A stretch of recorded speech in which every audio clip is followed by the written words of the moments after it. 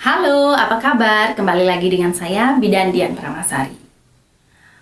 Pada saat usia balita Anda atau anak Anda sudah menginjak dewasa, sudah menginjak untuk persiapan sekolah, banyak sekali ketakutan dan kecemasan yang dialami oleh orang tua.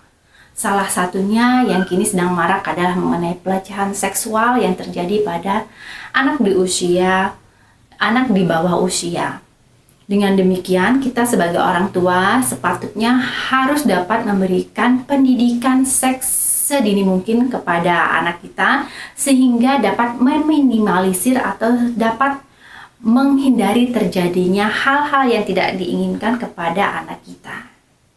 Berikut ini adalah beberapa tips yang dapat ibu atau orang tua gunakan sebagai bentuk pendidikan seks atau edukasi awal pada anak usia dini yang dapat diterapkan sehingga dapat bermanfaat dan dapat mengantisipasi terjadinya pelecehan seksual. Simak terus video saya selanjutnya.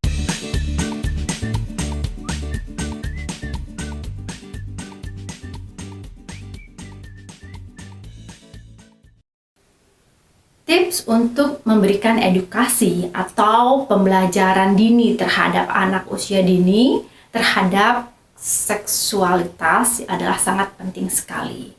Di mana sebagai orang tua kita harus melakukan intervensi untuk mengatasi hal-hal yang tidak diinginkan dengan melakukan gerakan edukasi dan informasi yang tepat kepada anak-anak kita. Nah, apa saja yang dapat kita lakukan dalam edukasi pendidikan seks di usia dini? Yang pertama adalah kita harus mengajari mengenai organ reproduksi pada anak-anak.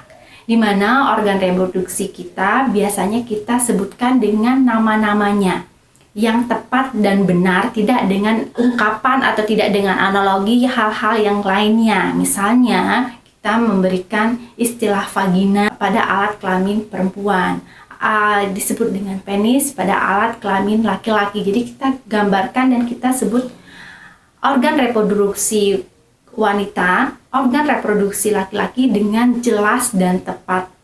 Sehingga itu merupakan salah satu edukasi penting dan edukasi yang sebaiknya dilakukan orang tua mengenai mengenalkan nama alat organ reproduksinya yang benar dan tepat sedini mungkin. Yang kedua adalah orang tua sebaiknya memberikan edukasi bahwa alat vital atau organ reproduksi hanya boleh dilihat oleh dirinya sendiri, oleh si anak itu sendiri. Dan apabila ada orang lain yang tidak dikenal atau siapapun itu untuk tidak memberikan atau tidak mengizinkan menyentuh area bagian-bagian vital pada anak, yaitu pada bagian alat reproduksi, bagian kemaluannya, bagian pantat atau anusnya, bagian dada atau bagian payudaranya. Ini kita berikan edukasi sedini mungkin bahwa hal itu hanya untuk privat atau privasi yang dapat hanya dilihat dan dapat disentuh oleh anak itu sendiri dan orang tua. Orang tua pun dengan harus melakukan izin terlebih dahulu kepada anak apabila mau menyentuh bagian yang vital pada bagian anak. Jadi kita harus membiasakan apabila kita melakukan membersihkan alat vital, memandikan anak pada usia balita, kita harus melakukan izin terlebih dahulu kepada anak atau balita kita.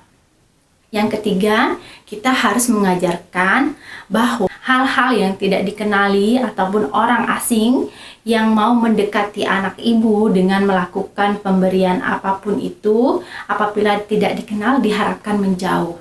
Karena pada saat ini kita mengantisipasi menghindari terjadinya pelecehan seksual pada anak usia dini. Dengan demikian, diharapkan anak lebih waspada terhadap dirinya dan diharapkan anak pun dapat lebih paham mengenai informasi seputaran daerah atau area yang si anak tidak dapat menunjukkan area privasi tersebut oleh orang lain dan orang lain pun tidak diperkenankan melihat area privasinya.